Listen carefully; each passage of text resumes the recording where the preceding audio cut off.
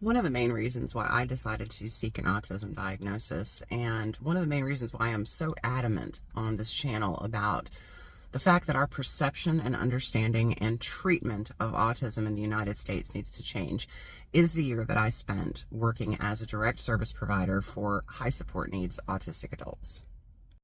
If you don't know me, hi, my name is Heather.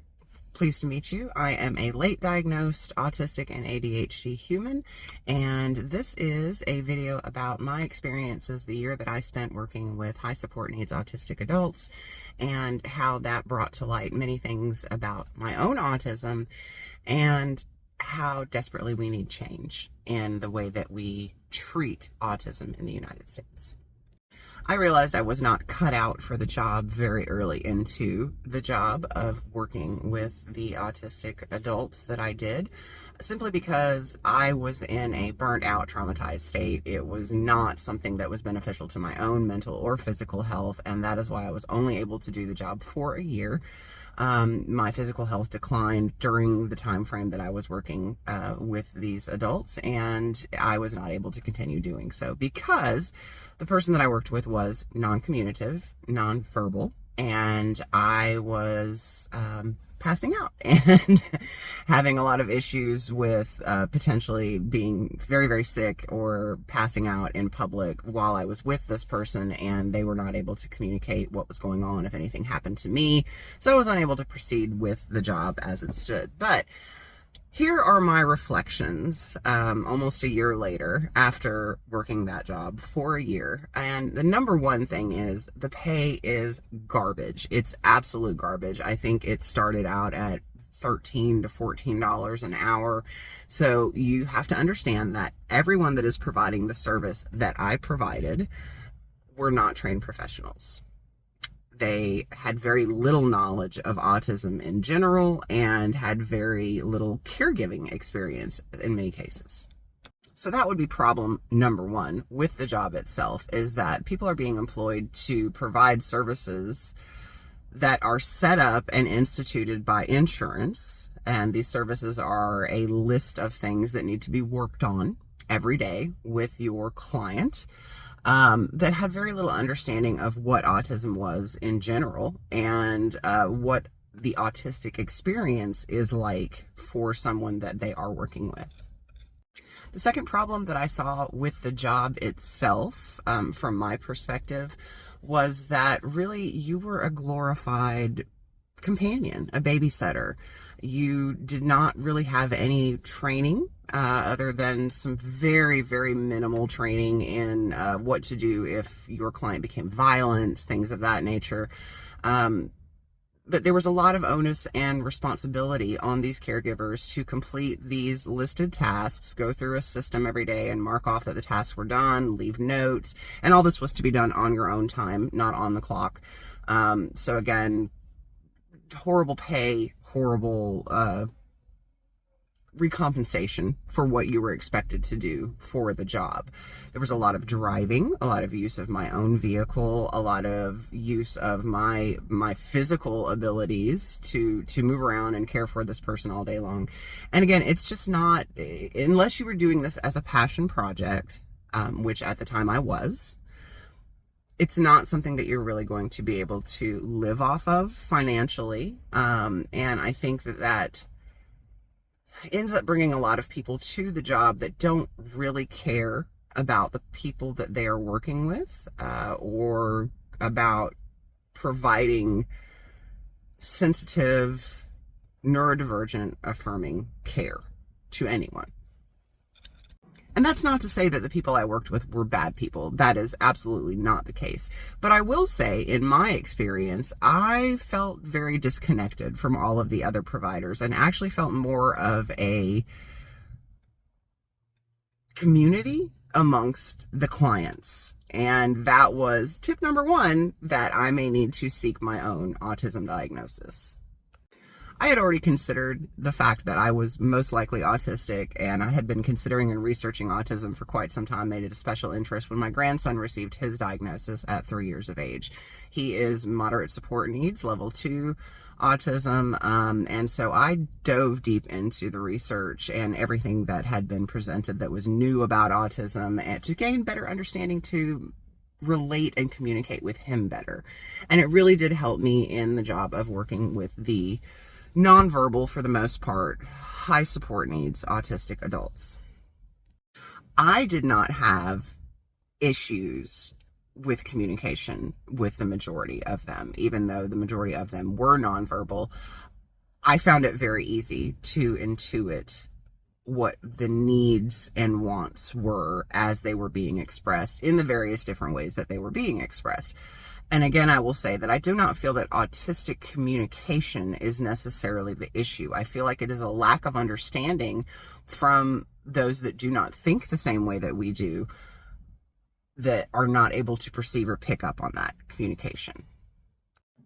Another problem I saw with the job and with the treatment paradigm in general was that very few of these autistic adults had continuing psychiatric care, unless they were in a home, a group home. Very few of them had any sort of physical care for issues that may have been comorbidities that maybe their parents were not aware of. And I feel like a lot of this stemmed from the fact that these were older adults. Many of them were in their 40s and 50s, and they often had been diagnosed since early childhood, and the understanding of autism has changed so much in the past, just the past few years, but the past 20 to 30 years, most certainly. So a lot of these people had been diagnosed very early on, and their parents had a certain understanding of autism at that time, and there was never any sort of continuing education. There is none of that available to parents of autistic children or to autistic people themselves. There's no kind of centralized continuing ed of the new developments and research around autism. The onus is on you as a parent or as an autistic person yourself to do the research and come up to date on the concepts of autism or understanding of autism, the comorbidities that go along with that. And a lot of that just wasn't happening in this community because it was an outdated understanding of what autism really was, and the best ways to function and assist autistic people, I feel like, were completely disregarded by the staff and by the upper management. It seemed as though the directors of the program had very little understanding of how autism actually presents in varied forms, and really had only a worst case scenario view of things and operated off of that paradigm. Another thing this job pointed out to me was the separateness of autistic people in the world itself. If I did not already feel alienated and separated, it was made very clear to me by working with these individuals just how separate a world we exist in and how little understanding there is of that world itself. The precautions that I had to take, the understanding that I gained in working with some of the older males who may have said things that were very inappropriate sometimes sexually, or came across as maybe frightening if I didn't understand who they were. That lack of education and understanding amongst the general community led all of us to have to be very careful in what activities we pursued with the clients. Where did we take them during the day? Things that we did with them. With my client in particular, we had a lot of similar interests. She was a year older than myself, and we both enjoyed crossword puzzles and coffee in the morning and going for walks and things of that nature, going to bookstores and wandering around. So these were things that we did. I had to come up every day with a schedule of things, and I wrote down the schedule so that we would have a visual representation of that, so that she would be more comfortable with what we were doing each day, and she would have some understanding of what was coming next.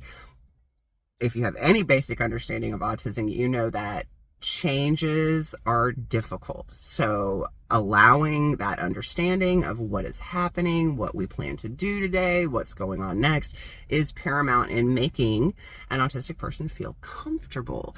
And that was the perspective that I was coming from when I was working with my client. I wanted to make her happy. I wanted to make her comfortable, and I wanted to make her feel like she had some independence and she had some say in her day-to-day activities, which I feel like for her had been severely lacking in the other care that she had provided. I was not a strong taskmaster. I am not a mean teacher, I guess. I am a very much go with the flow kind of person, and I wanted her to feel happy and comfortable in things that we did, and that was not what was expected of me. What was expected of me was to be that stern taskmaster, to be that harsh teacher at times, and I could not summon that within myself when I had such a deep understanding of her internal experiences and why she didn't want to do the things that she didn't want to do. She very rarely wanted to leave her house, and I completely understand that because I very rarely want to leave my house, but every day I was expected to drag her out and make her do things. So I tried to fill a companion role for her in such that we did things she enjoyed, but we also tried to hit those targeted goals that she had each day, some of which helped me to realize things that I needed to work on, or that I had issues with as an autistic individual, one of which was running into people. That was something that we had to work on because she did have proprioceptive and interoceptive issues, and I also have proprioceptive and interoceptive issues. I run into things all the time, and I am not always cognizant of the people around me when I go out because I am focused on a mission to get what I need and get out of said place. So these were things that kind of started tinging little alarms for me when I was doing the job, like, oh, well, I do that too. So how can I help her with that when this is something that I am also having issues with? All in all, I loved the experience. I loved the group settings when we were all together. Everyone had such amazing and different personalities, and it was so much fun to see them all come together, especially when we had celebrations and dances and things of that nature. But those things were few and far between, and often there was very little planned to do. We did cooking classes once a week, also another eye-opener for me because the provider that actually led it had a Safe Serve certification in food prep and things like that. And she would teach things that I wouldn't necessarily think about wearing gloves when you're prepping food and the cleanup of things afterwards. And those were the things that she taught. But I would try to interject things that visually made sense as we were cooking, like ways to remember the steps of things or ways to remember when something was done or how it would look or smell or taste. And I feel like that was another valuable input that I was able to provide because that's how I cook. I cook by smell. I cook by intuition, and don't always think about the safety precautions involved in cooking. So maybe don't eat at my house, but that's another matter for another day. But it was another thing that kind of set off alarms for me. It was like, oh, well, maybe I need this training. Maybe somebody should have sat down with me and done this training, because cooking, cleaning, things like that, folks, these are not intuitive skills. Nobody grows up just knowing how to balance a checkbook or just knowing how to bake cookies. You have to be taught these things. And if you don't have a caregiver that provides you with that kind of training as a child, then you are often helpless as an adult, especially if you are autistic and you just don't understand the steps that go into doing these things. So that was another alarm bell that kind of went off for me, like, oh, wow. Another thing that, struck me as a oh wow kind of moment was the lunches that we would have with her mother. We had lunch together every day. There were certain things that she liked to eat, certain places she liked to go. Obviously, she had favorites. As an autistic person, I completely related to that. So I didn't think much of it until one day we were having lunch with her mother, and her mother constantly kept reminding her to slow down her eating so that she did not choke. something I never would have thought to say to her, because I eat really fast. I eat like somebody's about to take it away from me. And that's something that I consciously have to stop myself from doing. And I did not think something that I needed to help her with. So the job, to sum everything up, was a great experience for me. If it's something that you're interested in doing, I would definitely check around. There are part-time opportunities available to just work with people, like nights and weekends, things like that. You don't have to do it as a full-time source of income, because like I said, it's not going to provide you with a full-time source of income. But it is fulfilling, and it does give you insight into the world of high support needs autistic individuals that you may not have, even if you are autistic, because we can only see things from our own perspective. And we can't necessarily understand others' perspective until we have some insight into that. So I do feel like I got a great deal of insight into the high support needs world. But it was also very saddening that the idea of care for autistic people from childhood to adulthood is to make them more palatable to non-autistic people. That is solely the treatments that are in place.